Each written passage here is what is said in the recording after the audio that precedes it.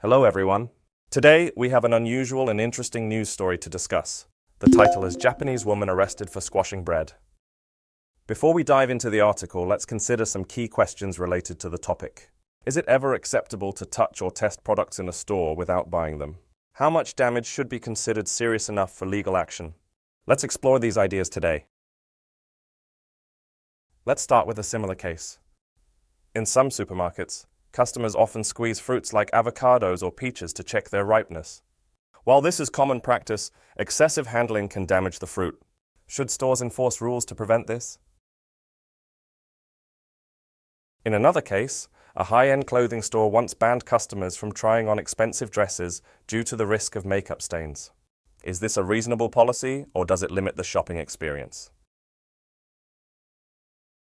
There have been reports of people purposefully damaging products in stores, whether for social media attention or personal satisfaction. In such cases, legal consequences are usually stricter. Should intent affect punishment? Lastly, let's think about product return policies. Some retailers refuse returns for items that appear used, even if they are only slightly damaged. Is it fair for customers to be held responsible for minor defects? Now, returning to today's story, the woman claimed she was simply checking the firmness of the bread. Do you think this is a valid reason, or was she aware of her actions? The store manager chased her for 1 kilometer to demand payment. This suggests a history of frustration. If this was a one-time mistake, would the reaction have been different? Should small acts of damage like this be taken seriously? If businesses ignored minor infractions, would they increase? Many countries have laws protecting businesses from intentional property damage. Do you think this case was handled fairly under the law? There's also the question of customer behavior. Should stores educate customers on proper handling of goods instead of relying on punishments?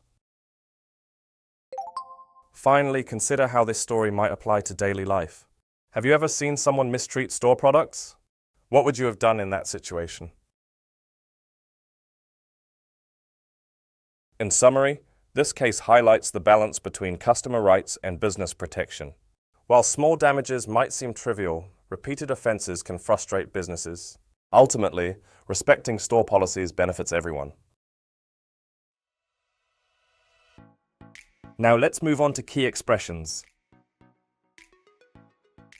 Let's look at 2 key expressions. Number 1 is insist that. This phrase is used when one wants to strongly maintain one's opinion despite opposition. Let's take a look at the examples. In the first example, the patient refuses to believe the doctor's reassurance.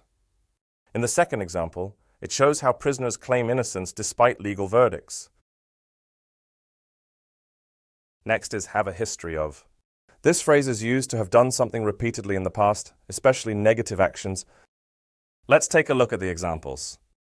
In the first example, it describes a team's repeated performance pattern. In the second example, it highlights how Bernie frequently gets into trouble after drinking.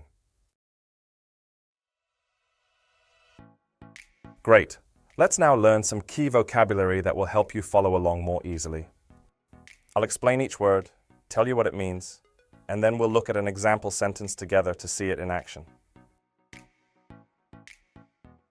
The phrase sneak up. This phrase is often used to describe someone moving carefully to surprise another person or animal. In the example, sneak up means the cat approached the bird very quietly to catch it off guard. Gloat. This word is used when someone takes too much pleasure in their own success, often at someone else's expense. In the example, gloat means he is overly proud of his victory and enjoys seeing his rival lose. The phrase press charges. This phrase is commonly used in legal situations when someone officially reports a crime to the police. In the example, press charges means the store owner took legal action against the thief for stealing. That's it for today.